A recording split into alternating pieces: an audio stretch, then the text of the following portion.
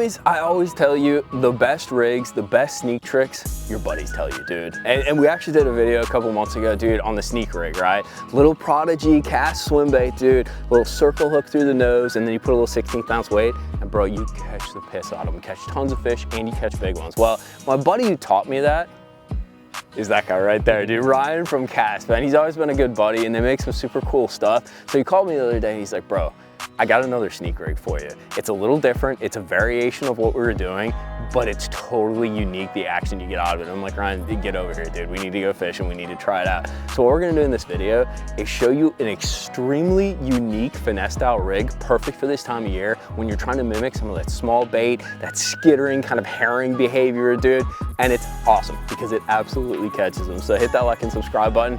Ryan's gonna show us some sneaky stuff. All right, so tell me a little bit about this rig and like what it's got going on and how to set it up.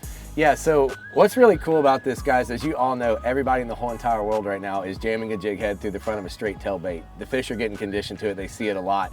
I mostly fish herring lakes, and I always try and just come up with some, as Mikey said, some sneaky stuff. And what we play on a lot is the separation of weight and hook and not having them together. What that does is allows the plastic to breathe on the bait, and you get this really cool action. So awesome to burn on herring lakes. It creates a reaction strike where instead of just sitting there shaking that minnow in front of their face, they've got to decide to eat it or not. So it's almost like making a plastic like a vibrate or a rattle trap, something like that you can burn. It's super fun. You fish it on finesse gear and even BFS. So what we have for this rig is our 3.5 Echo. We're using a Dobbins D-nail weight, and this is the important part. Whatever weight you guys use, you want to have the ball at the end so the majority of the weight is out in front of the plastic. That's what's going to kill the plastic when it's swimming through the water and give it that natural action. And the very first thing you want to do, you want to take your time getting this weight very straight through the center of this bait. If you have it all jacked up, it's going to swim sideways, and that's not what you want to do. So what I like to do, I turn it right here, and I'm going to go dead center with this post. Make sure that is very straight. Some of these are lead, and they can get bent up in your tackle box. You want this to be extremely straight so it swims perfectly. Take your time, and what I do is go through the nose right here, and I try and line it up. A lot of our baits have a two-tone. What you're going to do is just push that in slowly, and I'm kind of using that color line as a guide to make sure this is dead center in this bait. And the next thing we're gonna do, we're gonna use a weightless hover rig hook. I really like the Hayabusa D-Striker for the fact of how good the keeper is. If you get a hover rig hook with a keeper that's not very good, it's gonna slide all over. This rig's gonna give you a headache. So I highly suggest the Hayabusa D-Striker. We're using a size 1 right here. And then here's a little tip for you guys, really rigging any of our plastics to keep it straight.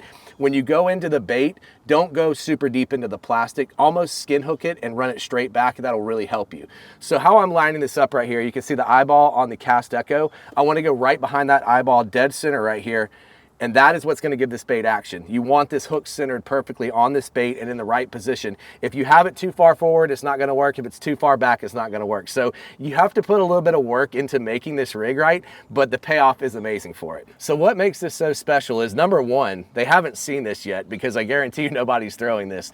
But what makes it really, really cool is you get this awesome tight vibey action that really mimics a thread fin or a herring. And when they key in on small bait and you're throwing big top waters, maybe they don't want that, or a big presentation, you can really downsize and finesse with this setup. It's a pretty sick rig, right? We've been actually playing around with it today. So it's super unique, and it really falls into that category, and I think you'll agree, Ryan, that the power finesse, right? So it's something where you're downsizing, you're fishing small, we're fishing light line, he puts it on a BFS setup. I really need to try that. Yeah. But we're fishing it fast, right, for a reaction. Now, a couple keys. So this is a very touchy rig, and I think you'll be on this. It's definitely cool to throw, but you need to make sure your setup is staying consistent. And what I mean by that is you need to make sure your hook is staying situated correctly, and as Ryan mentioned, you need to make sure your weight is staying situated straight and correct. You're not getting any bends in that lead or anything like that. As well as this head, it's not your standard ball head. It has more of an oval-esque or a football style to it. You need to sometimes play and twist that in order to correct the action. So it's subtlety, but the result and the return of the cool action you can get, it's well worth the time invested. It's a super cool rig. I don't know if it's a sneak rig 2.0, but I always like when Ryan comes by because he shows me some just gnarly stuff, especially for some of these clear water situations. But if you guys got any questions, hit Ryan up. What is it? At castfishing.co. At catfishing.co on Instagram. You can shoot a message to me or drop it in the comments box. But as always, if you guys have like cool little mods that you've done to some of these minnows, these small swim bait rigs and stuff, drop it down in the comments box. I always love hearing your feedback because you guys are super creative and always like tweaking on baits. But give this thing a try, especially if it fits your situation. It's a fun way to catch them. It's like tackle, they pull, and if you do the BFS thing, it fits perfectly into that category. I'll put links to all this stuff at Tackle Warehouse and Monster Bass down in the description box for you guys to check out. Hope you guys enjoyed this. Ryan will be back because he's always coming up with sneaky stuff, dude. Yes, sir. Appreciate it, Appreciate my you, homie. brother.